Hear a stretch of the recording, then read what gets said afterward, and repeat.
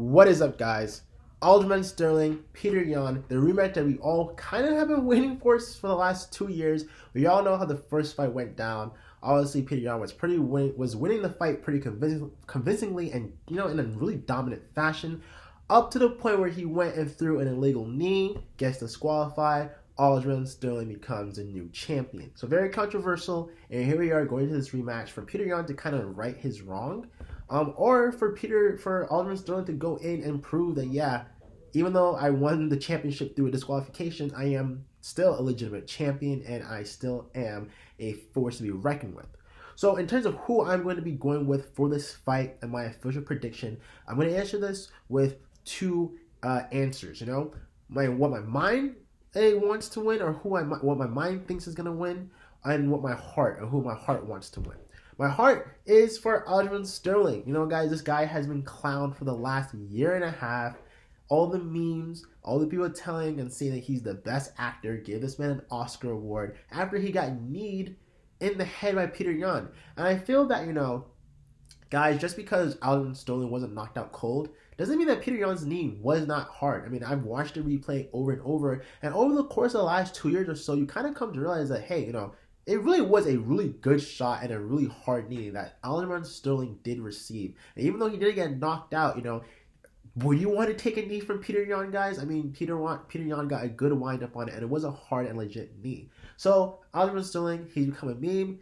He's not very popular. People call him a paper champ, illegitimate. He's taken a lot of flack. He's not really given a lot of the respect that he really deserves. So my heart wants Aljamain Sterling to go out there and prove that, hey, sure, I won it again through disqualification, but I am a legit champion. My mind, though, guys, is probably pointing towards Petr Yan. I mean, Petr Yan is someone who is probably one of the most fundamentally sound MMA fighters out there. His boxing is on point. His kicking is on point. His Muay Thai is on point. His wrestling is on point. I mean, Petr Yan is someone who can really pick you apart in those later rounds, guys. And again, he's just such a strong, fundamentally strong fighter that it's really hard to say that it's not a masterclass and a masterpiece anytime he's in that octagon. So, yeah, guys, my mind, if I had to bet money, go with Petr Yan. But my heart says and is rooting for Aljamain Sterling. I think he does have it in him to beat Petr Yan. It is possible. I think he's motivated to prove a lot of people wrong, a lot of his doubters and haters. And again, that's what my heart is saying. Now, we're going to pivot more so in terms of how I think this fight is going to play out, and also in terms of keys to victory.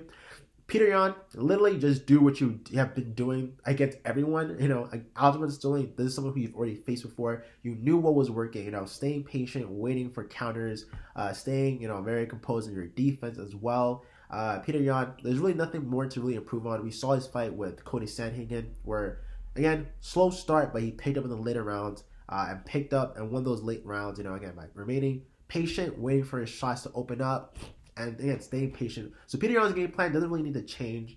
Aljamain Sterling, on the other hand, guys, what he needs to do, he needs to go out there and push the pace against Petr Yan. Again, Petr Yan is known for his slow starts. It does take him about a round or two to finally get into his, into the move of things, into his groove.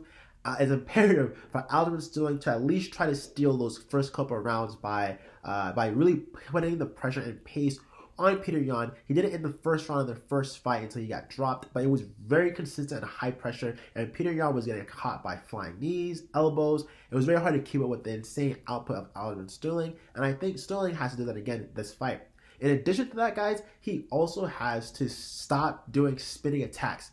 Please do not do any spinning attacks, guys, because in the last fight, it felt like he was just spamming spinning attacks like a UFC 4 fighter, Stay away from spinning attacks, and also try to take down Petr Yan. He got to take down the first fight in round one. Didn't really get much out of it, but he needs to take down Petr Yan and do something with it.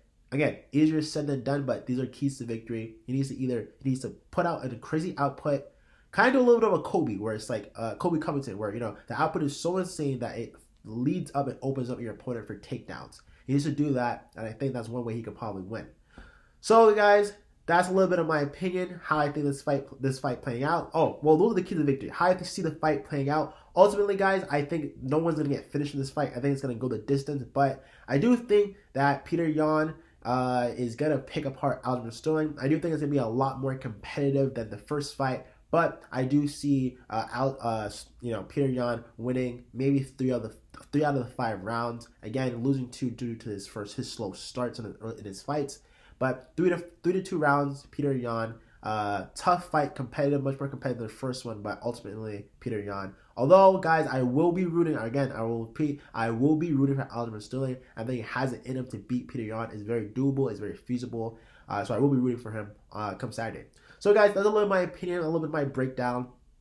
Obviously, I know most people are probably going to be rooting for Petr Yan. Tell me why in the comment section below. If you're rooting for Sterling, think he can pull off the offset? Let me know in the comment section below as well, guys. And if there's any opinions or points that I said in this video that you disagree with or agree with, again, let me know in the comment section below, guys. It's always a dialogue and always a conversation. So with that, thanks for watching, guys. I'm super hyped for this fight. I'll see you in the next video.